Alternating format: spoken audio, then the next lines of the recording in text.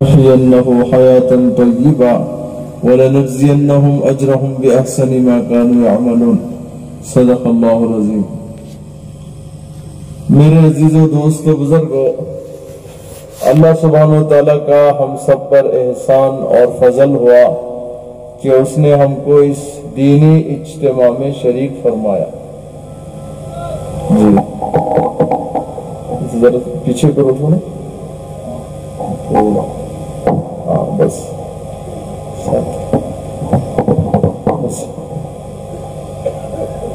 تو ہمارا یہ دینی اجتماع تقریباً 5 مہینے کی محنت کا نتیجہ۔ ستمبر کے مہینے میں ہمارے بڑوں نے تاریخ دی آپ کو، ستمبر 15 کو جوڑ ہوا تھا سلطان شاہ میں صوبے کا، وہاں آپ کو تاریخیں دی گئی، تو پورے 5 مہینے ہو گئے آپ کے۔ جی 5 مہینوں کی ایک محنت ہے ہمارا یہ اجتماع۔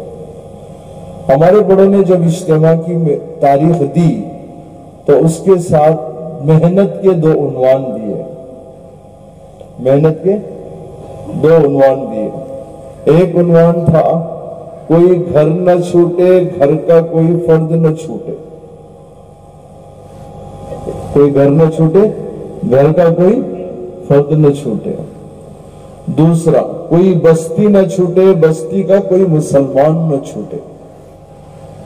ان 2 عنوانات کی بنیاد بنا کر محنت کا ایک ایسا نظام بنانا کہ پورے ہر علاقوں میں ہر ایمان والے تک پہنچ کر اجتماع کو عنوان بنا کر اسے اپنی آخرت کے بارے میں فکر مند بنانا۔ اجتماع ایک عنوان ہے، اس سے ایک محنت کا نظام بنتا ہے اور ہر ایمان والے کو اپنی آخرت کی فکر دلانا اور اپنی منزل کی تیاری کرنے کی بات سمجھانا۔ تو اپنی آخرت کی فکر بنانے کے لیے، فکر مند بننے کے لیے اس کو ایک دینی عنوان سے دینی ماحول میں آنا ہوتا ہے۔ تو اس کے لیے ہمارے اجتماع میں اس کو دعوت دی گئی کہ اس کے ملے، صبح میں گئے، شام میں، صبح میں نہیں ملے تو شام میں ملے، کئی بار گئے، جماعتیں کام کی، تقریباً مولوی صاحب بولتے 60 جماعتیں، 60 جماعتوں نے کام کیا، مختلف علاقوں میں کام کرے، صبح شام، کوئی زون نہیں چھوٹا، کوئی بستی نہیں، کوشش تو ہم نے پوری کی۔ اب دعوت کا وقت ہمارے کل ختم ہو گیا، اب اجتماع کا وقت شروع ہو گیا۔ اب ہمارا یہ اجتماع ہے، ہمارے بڑے یہ فرماتے ہیں کہ ایک ہوتا ہے مجمع اور ایک ہوتا ہے اجتماع، ایک ہوتا ہے مجمع اور ایک ہوتا ہے اجتماع۔ مجمع ریلوے اسٹیشن میں، بازار میں، ٹرین میں، بس میں، یہاں رہتا ہے، تو اس کو مجمع کیوں کہتے ہیں؟ یہاں رہنے والے ہر آدمی کی فکر الگ ہے اور اس کی منزل الگ ہے۔ ریلوے اسٹیشن میں جو آدمی ہے، ٹرین میں، بوگی میں، جو ڈبے میں ساتھ بیٹھا ہے، 6 آدمی بیٹھے ہیں تو 6 کی منزل الگ ہے، 6 کی فکر الگ ہے۔ کوئی کسی کی خوشی کے لیے جا رہا ہے، کوئی کسی کے عیادت میں جا رہا ہے، تعزیت میں جا رہا ہے، جو مختلف فکروں کے ساتھ مختلف عنوان سے جا رہے ہیں، اور ہر آدمی اپنی منزل کے اعتبار سے اس جگہ اتر جاتا ہے۔ سب کی منزل الگ، سب کی فکر الگ، اس کو مجمع کہتے ہیں۔ اور جس مجمع پر محنت کر کے اس کو ایک فکر دلا کر اس کی منزل کو ایک بنا کر جوڑا جاتا ہے تو اس کو اجتماع کہتے ہیں۔ ہمارا یہاں جو مجمع آپ سے لے کر کل عشاء تک آئے گا، ان سب کی فکروں کو محنت کے ذریعے سے ایک بنایا ہے کہ ہم ایمان والے ہیں، اللہ کی طرف سے آئے ہیں، اللہ ہی کی طرف لوٹ کر جانا ہے، اور اللہ سبحانہ وتعالیٰ نے ہمیں زندگی دی ہے اور ہماری یہ زندگی امانت ہے۔ ہاں، اسی لیے زندگی، موت، حیات اللہ کے ہاتھ میں ہے، اس سے کوئی اپنی مرضی میں قابو نہیں کر سکتا۔ اپنی مرضی سے دنیا میں آیا نہیں اور اپنی مرضی سے دنیا سے جا نہیں سکتا۔ لیکن اللہ سبحانہ وتعالیٰ یہی فرماتے ہیں افحسبتم انما خلقناکم عبثا وانکم الینا لا ترجعون، کیا تمہارا یہ گمان ہے کہ میں نے تم کو بیکار پیدا کر دیا اور کیا تم لوٹ کر نہیں آؤ گے؟ ہم نے دنیا میں دیکھا جو یہاں آتا ہے وہ رہتا نہیں ہے، جو آتا ہے وہ رہتا نہیں ہے، اور جو چلا جاتا ہے وہ واپس کبھی نہیں آتا۔ ہم نے اپنے ہاتھوں سے بہت سوں کو بھیجا، اپنی آنکھوں سے لوگوں کو جاتے ہوئے دیکھا، اور کل تک ہم نے بہت سوں کو دیکھا ہے یا اپنے ہاتھ سے بھیجا ہے، پتہ نہیں ہمارا آئندہ آنے والا کل ہمیں بھی کوئی بھیج دے گا، ہمیں بھی ایک دن جانا ہے۔ اور اللہ بھی فرماتے ہیں کہ ہمارے پاس لوٹ کر آنا ہے، تو اللہ نے بنایا، اللہ واپس بلا لیں گے، تو ہمیں بھی کوئی نہ کوئی بھیج دے گا۔ اب جانے سے پہلے ہمارے لیے کیا حکم ہے؟ اللہ کے نبی صلی اللہ علیہ وسلم فرماتے ہیں الکیس من دان نفسہ وعمل لما بعد الموت۔ اللہ کے نبی صلی اللہ علیہ وسلم فرمایا عقل مند وہ ہے جو مرنے سے پہلے مرنے کی تیاری کر دے۔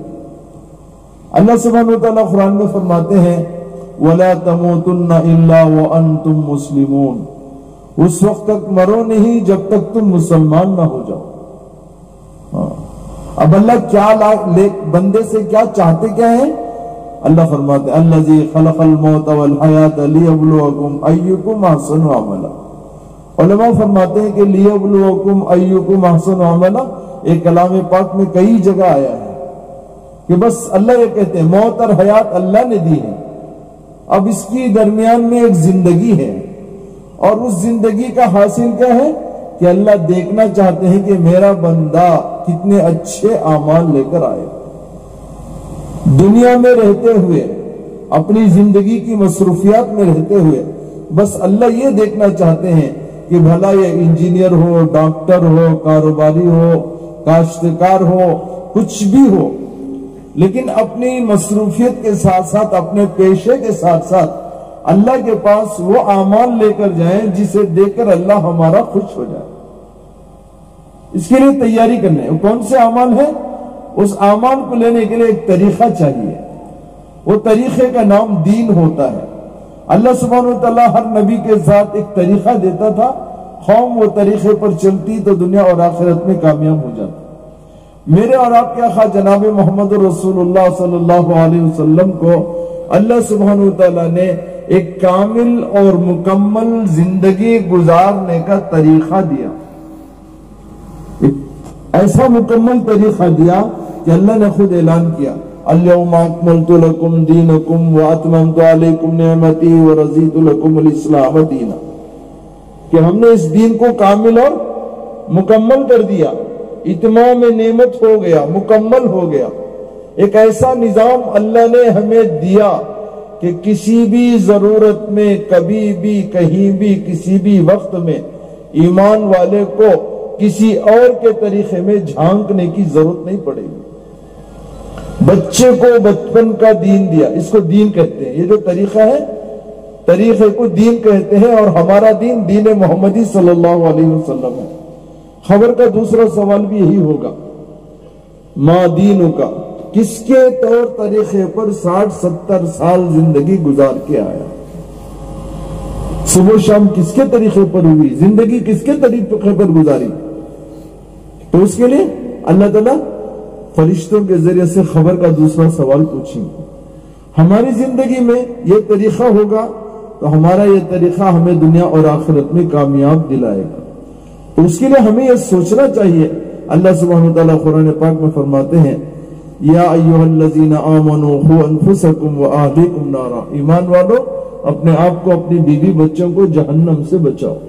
حضرت علی رضی اللہ تعالیٰ عنہ اس آیت مبارکہ کے بارے میں فرماتے ہیں اللہ تعالیٰ ایمان والوں کو یہ سمجھا رہے ہیں کہ اپنی زندگی میں دین زندہ کر لو اور بیوی بچوں کو دیندار بنا لو، جہنم سے بچ جاؤ۔ تو اللہ کے نبی صلی اللہ علیہ وسلم فرمایا عقل مند وہ ہے جو مرنے سے پہلے مرنے کی تیاری کر لے۔ اللہ کے نبی صلی اللہ علیہ وسلم کے ذریعے سے جو طریقے زندگی ہم کو ملا، بچے کو بچپن کا دین دیا، لڑکپن کا دین دیا، بڑھاپے کا دین دیا، پیدائش کی پہلی سانس سے لے کر زندگی کی آخری سانس تک کا دین دیا۔ اتنا ہی نہیں، مرنے والے کو مرنے کے وقت میں ان کے رشتہ داروں کو دین دیا کہ مرنے والے کے سامنے بیٹھ کر کلمہ زور زور سے پڑھو۔ یہ طریقہ ہے کسی کو دنیا سے بھیجنے کا۔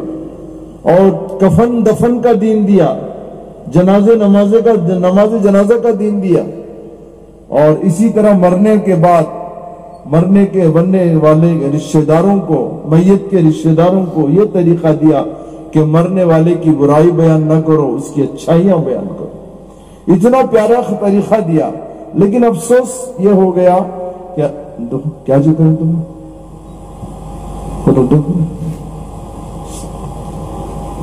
کیا ضرورت ہے تم درود شریف کو استغفار کو جی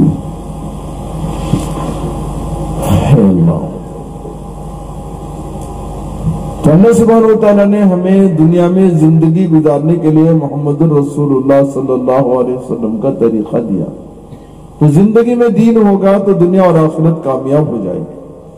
اب یہی ہمارے سامنے اسی کو سوچنا ہے کہ اللہ تعالی رضی اللہ تعالیٰ نے کیا فرمایا، زندگی میں دین زندہ کر لو، بیوی بچوں کو دیندار بنا دو، جہنم سے بچ جاؤ گے۔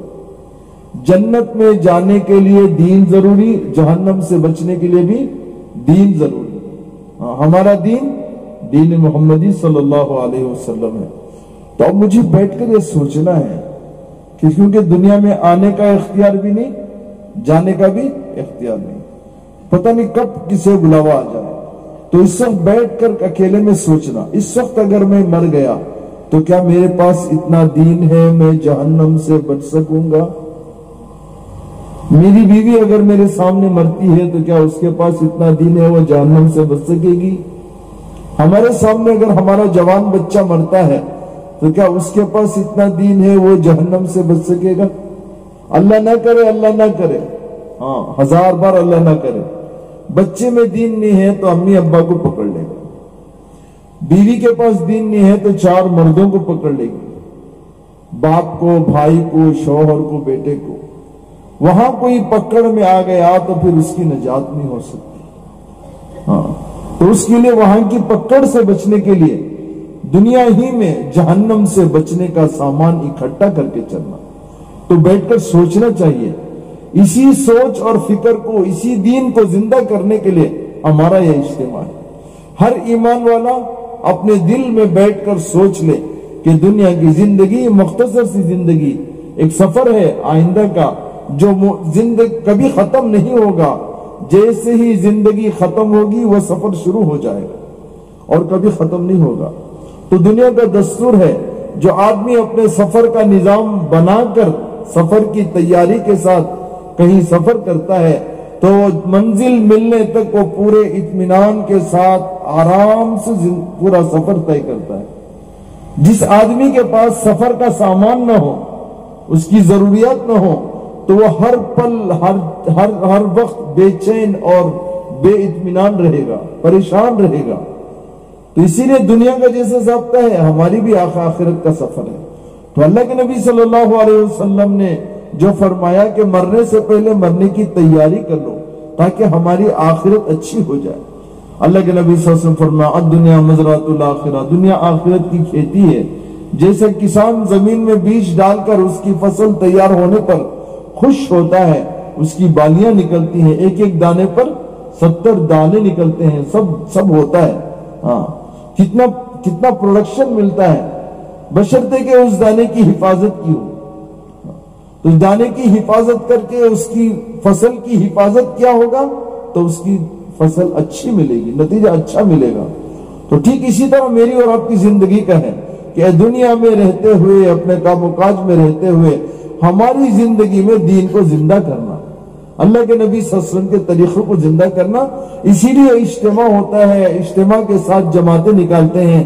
جماعت نکالنے کا مقصد بھی یہی ہوتا ہے کہ ہمارے سامنے 2 مرحلے گزرے۔ ایک ایمان والے کا تعلق اللہ سے ٹوٹ گیا تھا، اللہ کی پہچان ختم ہو گئی تھی۔ دوسرا، ایمان والے کا عمل نبی کے طریقے سے بدل گیا تھا۔ اللہ سبحانہ و تعالیٰ نے حضرت مولانا الیاس صاحب رحمۃ اللہ علیہ کے رونے دھونے کو ان کی فکر کو سامنے، ان کی فکر کو دیکھ کر اللہ نے ایک طریقے زندگی دیا جسے ہم دعوت و تبلیغ کی محنت کہتے ہیں۔ پھر اس محنت کے ذریعے سے اللہ کے بندوں کو اللہ سے جوڑنے کا نظام چلا۔ اس محنت کے ذریعے سے بندے کو اللہ کی پہچان آئی، اپنے خالق و مالک کو پہچاننے والا بن گیا۔ اللہ سبحانہ وتعالیٰ پھر اللہ خود پوچھتے ہیں یا ایھا الانسان ما غرک بربک الکریم۔ سب انسانوں کو، سب اللہ کے بندے ہیں، ساری مخلوق اللہ کی ہے، اور خصوصاً جس کو جو مانتے ہیں وہ ایمان والے ہیں۔ تو سب انسانوں کو اللہ پوچھتا ہے، سب کا رب اللہ ہی ہے۔ چونٹی کا رب اللہ ہے، ہاتھی کا رب اللہ ہے، سمندر میں جو مخلوق ہے، پانی میں جو مخلوق ہے، سب کا رب اللہ ہی ہے۔ سب کو اللہ ہی کھلاتے ہیں، انسان کو بھی اللہ ہی کھلاتے ہیں، لیکن اسے اسباب کے ساتھ جوڑتے ہیں، شکل بناتے ہیں۔ کسی کو دکان ہے، کسی کو روزی ہے، کسی کو کھیتی ہے، مختلف شکلوں سے پلتا ہے، لیکن اس کا مطلب یہ نہیں کہ وہ پالتی ہے۔ ہاں، اللہ نے مجھے عقل دی، ہاتھ پیر میں طاقت دیا، ہنر دیا۔ اللہ اگر یہ نہیں دیتا تو میں یہ سب چیزوں کو کیسے استعمال کرتا؟ تو اللہ نے یہ صلاحیت دے کر، یہ نعمتیں دے کر اللہ نے مجھے اسباب کے ساتھ جوڑا۔ اس کا مطلب کہ اللہ ہی کی طرف سے ہمارے روزی کا انتظام ہوتا ہے۔ تو اللہ خود فرماتے ہیں یا ایھا الانسان ما غرک بربک الکریم، اے انسان کس چیز نے تجھ کو دھوکے میں ڈالا تو کہ تو رب کریم کو بھول گیا؟ اللہ نے دو صفات اس میں بتائے، ایک رب بھی، ایک کریم بھی۔ ہاں، رب کے معنی پالنے والا۔ کیسے پالتا ہے؟ کالی رات میں کالے پہاڑ پر کالی چونٹی کو دیکھتا بھی ہے، اس کی دھڑکن سنتا بھی ہے، اس کی جو حاجت ہے اس کو وہ پوری کرتا ہے۔ وَمَا مِن دَابَّةٍ فِي الْأَرْضِ إِلَّا عَلَى اللَّهِ رِزْقُهَا وَيَعْلَمُ مُسْتَقَرَّهَا مُسْتَوْدَعَهَا۔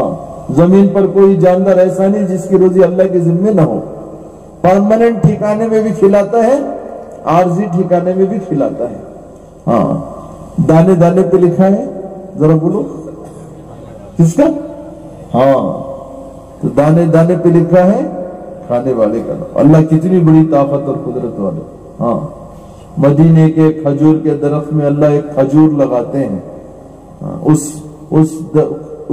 میں ایک پھول لگاتے ہیں، کھجور بننے سے پہلے پھول لگتا ہے، پھول میں میرے ابا کا نام لکھتے ہیں، میرے نام کے اور بھی ہیں،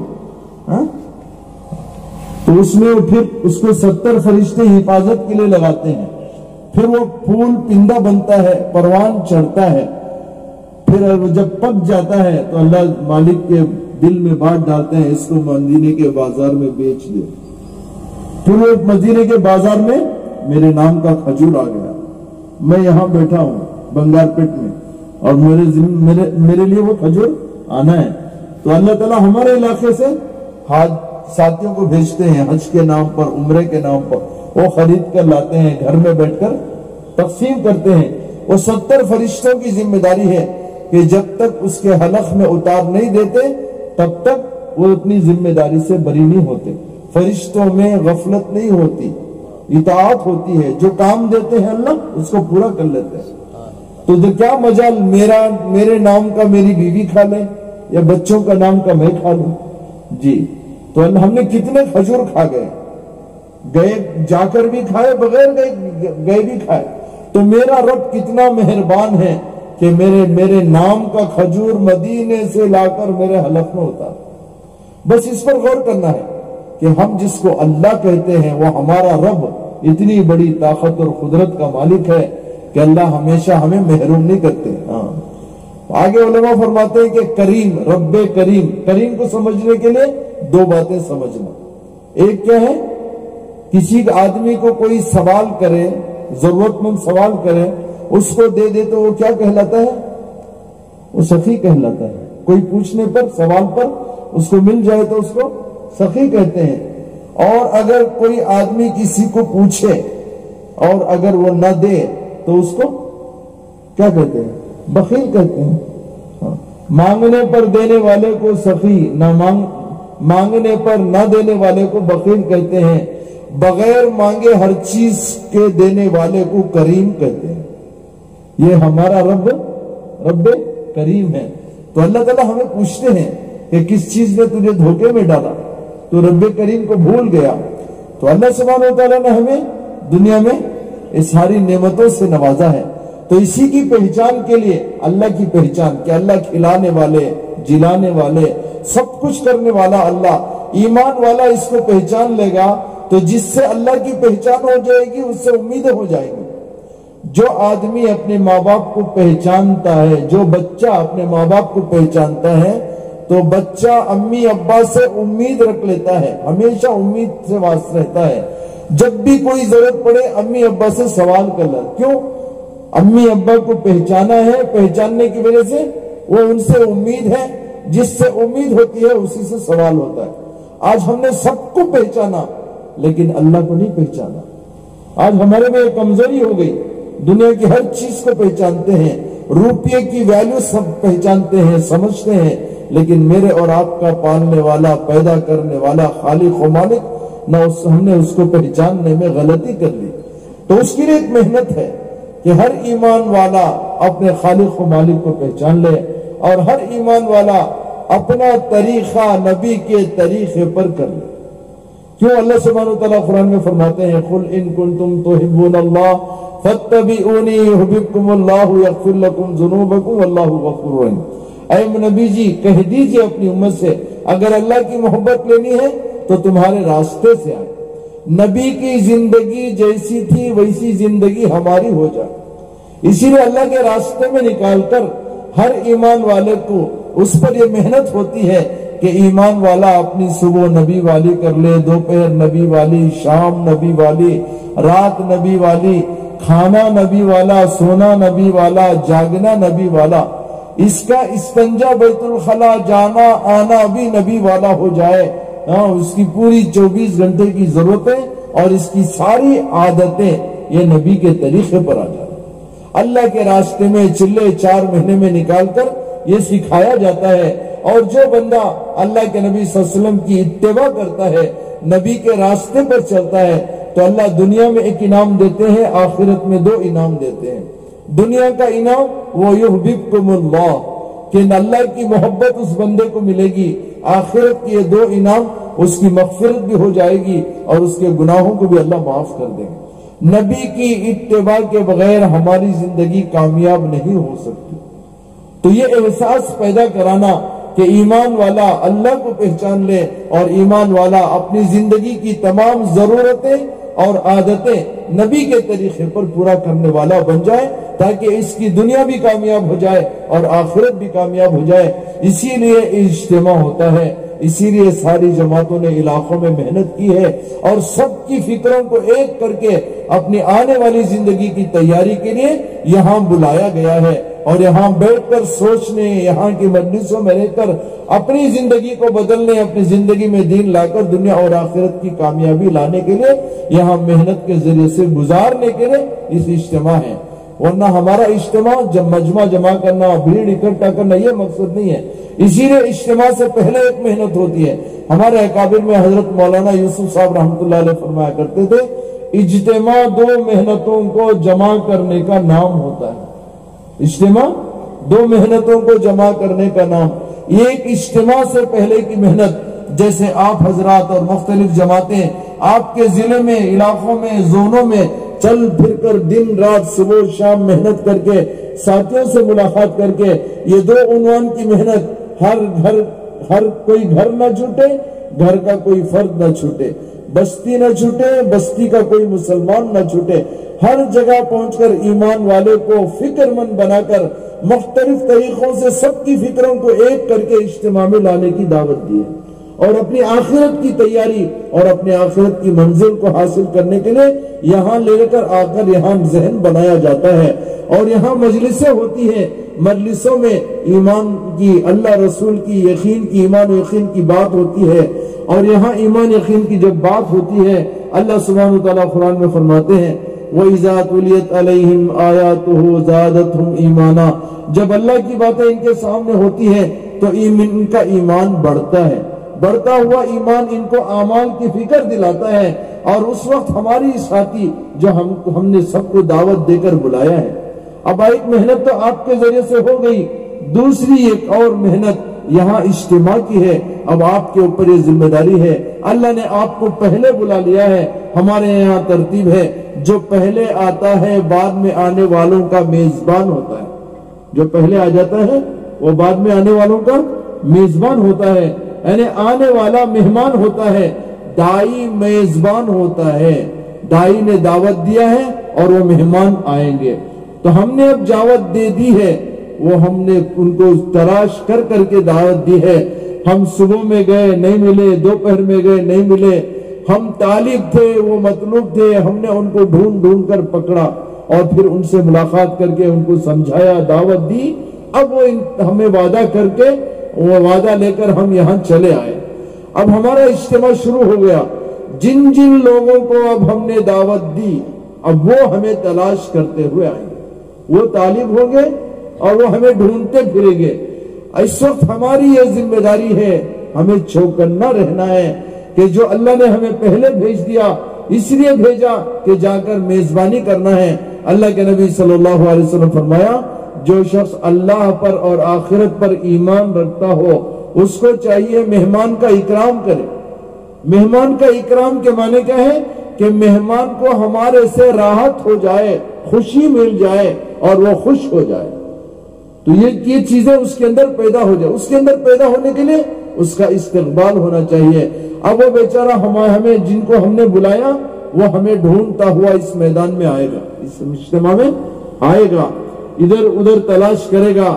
اب اس وقت ہم نے اللہ نہ کرے غفلت برتی اور جن کو بلایا ہے ہم ان کی طرف متوجہ نہیں ہوئے، وہ تو آنے والے ضرور آئیں گے اور آنے کے بعد ادھر ادھر ہم تلاش کریں گے۔ اگر ہم ان سے ملاقات نہیں کر سکے یا ہم نے ان کو نہیں ملا تو پھر وہ کچھ وقت یہاں گزاریں گے۔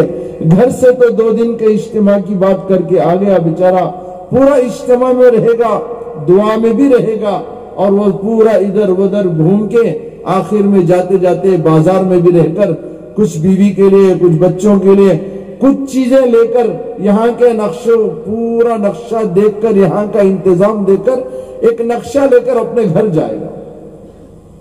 گھر والے پوچھیں گے اجتماع میں گئے تھے، کیا کارگزاری ہے؟ اب وہ ساتھی کہے گا کہ اتنا بڑا مجمع، اتنا بڑا پنڈال، عجیب منظر، کھانے کا ایسا نظام، استنجے بیت اللہ خلا کا جو انتظام سے وہ گزرا ہے وہ سب کی تعریف کرے گا۔ ٹکٹ کتنا؟ کھانے کی ٹکٹ کتنا؟ 50 روپے کو شین بھر کو کھانا بولتا ہوں، یہ سب دیکھا، اتنے دیکھ پکے سارا نظام چل پھر کر دیکھ کر جاتا جاتا بازار سے کچھ چیزیں لے کر اب گھر میں بولتا ہے اور تمہارے واسطے یہ لایا، بچوں کے واسطے یہ لایا، جو کچھ جس سے وہ گزرا وہ پورا سنا۔ اب یہ سب ہونے کے بعد بیوی بچے کیا بولتے ہیں اسے؟ اچھا یہ بھی ایک میلے جیسا تھا۔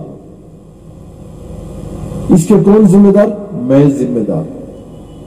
ہاں، ہمارا ساتھی جس کو ہم نے دعوت دیا اس کو ہم نے اپنے ساتھ نہیں لیا، جس کی وجہ سے وہ ادھر ادھر کی رونق بن کر بازار سے کچھ خرید کر گھر چلا گیا۔ ہاں، اس کے علاوہ اگر ہم نے جن ساتھیوں کو بلایا ان کو اپنے پاس بلا کر بٹھایا، ان کو تلاش کر لیا یا کانٹیکٹ کیا کہ دیکھو بھئی اجتماع کی آنے کی آپ نے وعدہ کیا تھا، اب ہمارا اجتماع شروع ہو گیا ہے، ان کو بلانا، اپنے ساتھ رکھنا۔ ہو سکتا ہے پہلی مرتبہ آیا ہو، اس کو بستر بھی لانے کا خیال نہ ہو، تو ہم یہاں اس کو آنے کے بعد اس پلاسٹک کے فرش پر اسے اپنی چادر ڈال کر بچھائیں گے، اس کو بٹھائیں گے اور وہ اپنی چادر پر بیٹھے گا، ہمارا اکرام دیکھے گا اور پھر اس کو اپنے ساتھ رکھنا۔ چائے پیے تو اس کو بھی چائے پلا دینا اور بلکہ ایک فلاسک رکھ کر اس کو چائے یہیں بٹھا کر پلانا۔ ٹوکن لینے میں ایک لائن لگی ہے، ہمارے ساتھ، ہمارے ٹوکن میں اس کو ساتھ لے جا کر اس کو ساتھ کھانا کھلانا، اپنے کھانے میں ساتھ رکھنا، یہاں بھی ساتھ رکھنا، مجلس میں ساتھ رکھنا۔ اور چونکہ اس ماحول میں یہاں گزرا ہے، ہمارا یہ جو پنڈال ہے یہ کپڑے کا شامیانہ نہیں ہے بلکہ یہ رحمت کا شامیانہ ہے، اور یہ ہماری یہ زمین، یہ میدان نہیں ہے بلکہ یہ مسجد کا بدل ہے۔ یہاں فرشتوں کا نزول ہوتا ہے، ہر مجلس کے بعد یہاں فرشتوں کے، اللہ کی طرف سے فرشتوں کو گواہ رکھ کر یہ اعلان ہوتا ہے کہ تمہارے گناہوں کو معاف کر دیا گیا اور تمہاری مغفرت کر دی گئی، یہ ساری مجلسیں رحمت الہی ڈھانک لیتی ہے، اور یہ سارا منظر سکون چین کے ساتھ یہاں ہوتا ہے۔ چوبیکل اس دعا ہونے تک یہاں عجیب کیفیت، نورانی کیفیت رہے گی۔ اور ایک حدیث میں آتا ہے اللہ سبحانہ وتعالی حشر کے میدان میں بعضی قوموں کا حشر ایسا فرمائیں گے کہ وہ موتیوں کے منبر پر ہوں گے، وہ نہ انبیاء ہوں گے نہ شہداء ہوں گے۔ اللہ کے نبی صلی اللہ علیہ وسلم نے ان سے صحابہ نے پوچھا، اللہ کے نبی ان کے احوال بتا دیں تاکہ ہم ان کو پہچان لیں۔ اللہ کے نبی صلی اللہ علیہ وسلم فرمایا، میری امت کے وہ لوگ ہوں گے جو مختلف گھرانوں سے، مختلف خاندانوں سے، مختلف علاقوں سے دین کے لیے ایک جگہ جمع ہوئے ہوں۔ اللہ کرے ہمارا شمار بھی اس میں ہو جائے۔ تو یہ جو مجلس میں ہم نے جس کو بٹھائے رکھا ہے وہ یہاں ہماری مجلس میں بیٹھے گا، ہمارے ساتھ رہے گا، اس کے اندر بھی ایک کیفیت بنے گی دین کی۔ اللہ رسول کی بات اس کے کانوں سے اس کے دل میں اتری ہے، یہاں کے ماحول میں رہنے کی وجہ سے اس کے اندر بھی ایک نیکی کا جذبہ بڑھا ہے۔ کیوں؟ اس کا ایمان اللہ نے بڑھایا ہے۔ جب ایمان بڑا ہے تو عمل کی توفیق ہوتی ہے، وہ اپنی پرانی زندگی کو بھی افسوس کرے گا اور آئندہ کچھ نہ کچھ کرنے کا جذبہ اس کے اندر ابھرے گا، لیکن ہمت نہیں کر سکتا۔ یہ ہزاروں کے مجمع میں پہلی مرتبہ آ کر بیٹھا ہے اور ہزاروں کے مجمع اٹھ کر کھڑے ہو کر اپنے جذبے کا اظہار کرنے کے لیے وہ اس کو ہمت نہیں ہوتی۔ ایک طرف سے شیطان اسے دل کہتا ہے تو چلے گیا تو تیری بیوی کا کیسا، تیرے دکان کا کیسا۔ حدیث میں آتا ہے شیطان فخر و فاخر سے ڈراتا ہے، دوسری طرف ہمارا نفس ہے وہ یہ کہتا ہے آج پہلی مجلس ہے، کل بھی مجلس ہوتی، صبح نام لکھا، اور اس طرح اسے ٹال مٹول کرتا ہے۔ تو نیکی کے ارادے کو اس کے ٹالنے کی نفس کوشش کرتا ہے، ادھر شیطان اسے فقر و فاقے سے ڈراتا ہے۔ تو یہ دونوں کیفیتوں کے اندر اس کے اندر سے بڑا ہوا ایمان اسے جذبے میں ڈالتا ہے۔ اس وقت جن کو ہم نے ساتھ رکھا ہے، اپنا بستر بچھا کے بٹھایا ہے اور اپنے کھانے میں ہم نے ساتھ رکھا، اپنے ساتھ رکھنے کی وجہ سے وہ ہمارے سے مانوس ہوئے، تو پھر اس کے پاس تشکیل کے وقت میں ہم نے اسے تھوڑا سا ہمت افزائی کی بات کی اور اس کی دل جوڑی کی اور اسے ہمت دلائی، تو پھر وہ چلے 4 مہینے کے لیے نام لکھائے گا، اور اس کے نام لکھانے کے بعد ہم اس کو لے جا کر تشکیل والوں سے ملا کر اس کا تفقد کر کے جماعت بندی کر کے اس کو اللہ کے راستے میں بھیجیں گے۔ تو جو جذبہ لے کر گیا وہ اب پہلی چیز تو وہ اپنی زندگی میں دین زندہ کر لے گا، اور دوسرا آنے سے پہلے وہ عزائم کر کے آئے گا، سوچ کر آئے گا کہ مجھے بھی جنت میں جانا ہے۔ میری بیوی جو میرے ساتھ 50 سال سے 40 سال سے شادی شدہ زندگی گزار رہے ہیں، ایک گھر میں، ایک کمرے میں، ایک چھت کے نیچے رہتے ہیں، جس طرح دنیا میں مل کر ہیں اسی طرح آخرت میں بھی مل کر رہیں گے، اسی طرح جنت میں بھی ساتھ رہیں گے۔ یہ جذبے لے کر آئے گا، اپنے گھر والوں کے اندر بھی دین کے لانے کے جذبے لے کر آ کر پورے گھرانے کو دیندار بنائے گا۔ یہ ہماری تھوڑی سی محنت ہے، تھوڑی سی توجہ ہے کہ ہم یہاں جو اللہ نے ہم کو پہلے بھیج دیا، آنے والوں کا استقبال کر کے ان کو سنبھال کے رکھیں گے تو ہمارا یہ اجتماع نورانی بنے گا، اور اجتماع کے ذریعے سے جو خیر اللہ پھیلائیں گے وہ پوری عالم میں پھیلے گا۔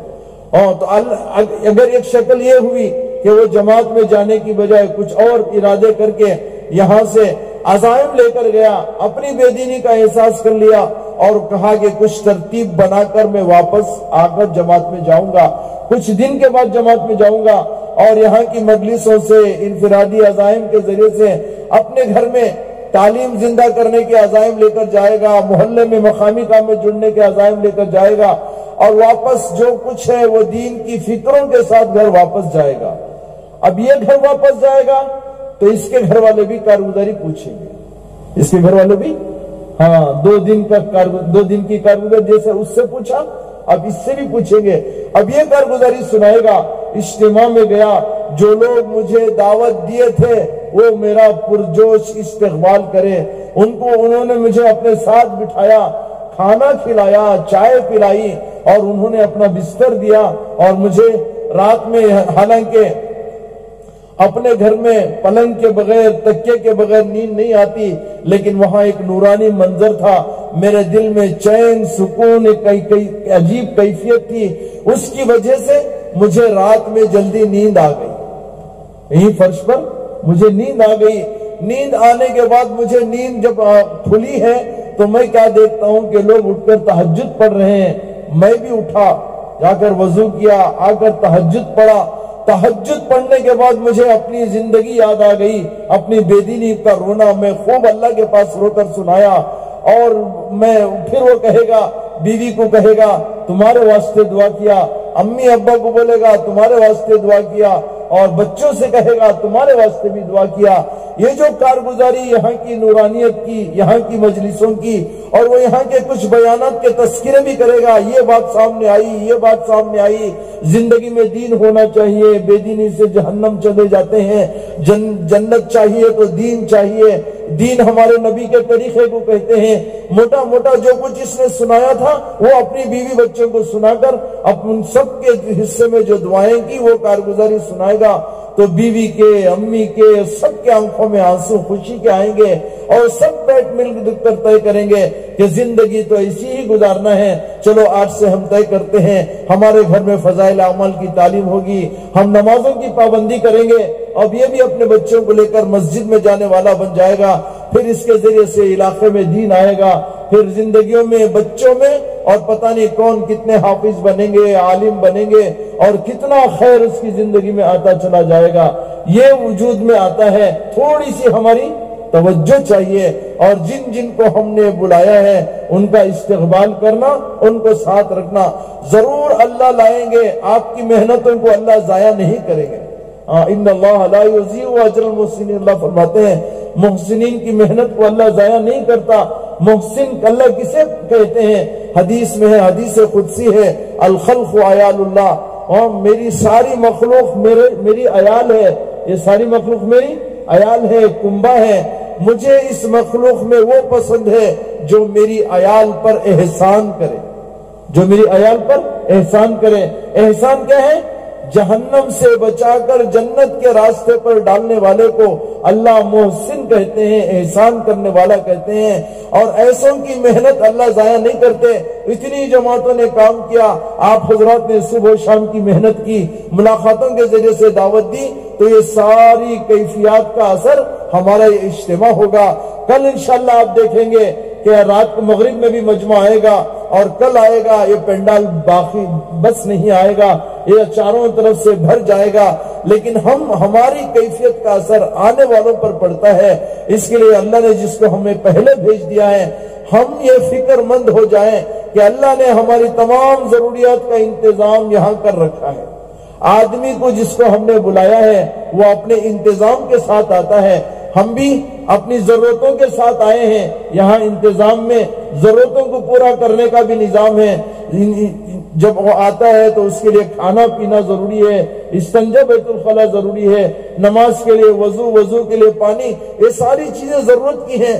تو یہاں کے ذمہ داروں نے اس میدان میں ساری ضرورتوں کا انتظام بنایا ہے. کھانے کے زون بنے ہیں، استنجا بیت الخلا بنے ہیں، وضو خانے بنے ہیں. یہ ساری ضرورتیں یہاں موجود ہیں. صرف 1.5-2 دن کا مسئلہ ہے. ہم یہاں ان ضروریات کے ساتھ اس 4 دیواری میں رہتے ہوئے، جیسے میں نے پہلے بتایا، یہ میدان نہیں، یہ ہماری مسجد کا بدل ہے. یہاں اعمال میں رہتے ہوئے، ذکر و اذکار کرتے ہوئے اللہ سے مانگ لیں کہ اللہ سے مانگنے والے بن جائیں، اور اللہ سے یہ مانگے کہ اللہ کل تک کا ہمارا یہ اجتماع خیر عافیت سے ہو جائے، آسمانی زمینی بلا سے حفاظت فرما لے. اجتماع کو آنے والے کی بھی حفاظت فرما، اجتماع سے واپس جانے والوں کی بھی حفاظت فرما، اجتماع میں رہنے والوں کی بھی حفاظت فرما، اور ہمارے اجتماع کو ذریعہ بنا کر پورے ضلع میں خصوصاً اور پورے عالم میں اس کے اثرات کو پھیلا دے. اس طرح کی ہم دعائیں کریں گے تو ہمارے ان دعاؤں کے ذریعے سے اللہ تعالی ہمارے اجتماع کے خیر کو پوری جگہ تقسیم کریں گے. تو ہم نے بڑوں سے یہ بھی سنا کہ جو مجمع کسی چیز کو چاہ لیتا ہے تو اللہ بھی چاہ لیتے ہیں. ہم سب مل کر دعا کر کے یہ چاہیں کہ ہمارے اجتماع کو اللہ عنوان بنا کر ہر ایمان والے کی زندگی میں، ہر کچے پکے گھر میں دین کے آنے کا اللہ ذریعہ بنا دے. مانگیں گے اللہ سے؟ جی ماشاءاللہ. دعائیں مانگیں. جو انتظام ہم ساتھیوں نے کر رکھا ہے اللہ اس انتظام میں خیر اور برکت ڈال دے. یہاں آنے والے ہر ساتھی کی ضروریت کے لیے کافی ہو جائے. اور کسی بھی آنے والے کو انتظام کی لین میں کوئی مشکل اٹھانی نہ پڑے، کیونکہ اللہ کی مدد کے بغیر ہم کچھ نہیں کر سکتے، سارا نظام اللہ ہی کی طرف سے ہوتا ہے، اللہ کی مدد ہوگی سارے کام خیر عافیت سے ہوں گے، ہمارے انتظام میں اللہ برکت بھی دے اور ہماری مدد بھی کرے اور پورا اجتماع خیر عافیت کے ساتھ پورا ہو جائے، اس کے لیے دعا کرنا ہے، کریں گے انشاءاللہ۔ ہاں جی، یہاں مستقل ہم یہاں لگے رہیں گے تو ہمیں دیکھ کر آنے والا مجمع بھی ہمارے ساتھ جڑا رہے گا۔ ذمہ داروں کا اثر عملے پر پڑتا ہے، آنے والے ساتھیوں پر پڑتا ہے۔ یہاں ہم طے کر لیں کل دعا ہونے تک ہم ادھر ادھر نہیں جائیں گے، ضروریات ہوئی، ہماری عبادت ہوئی اور یہاں کی مجلسیں ہوئی، خود بھی جڑیں گے، دوسروں کو بھی جوڑے رکھیں، کریں گے انشاءاللہ۔ اللہ تعالیٰ قبول فرمائے۔ جیسے سب لوگ دعا میں رہیں گے، میں ہوں سید منیر، سن میرے رب یہ دعا، میں ہوں سید منیر۔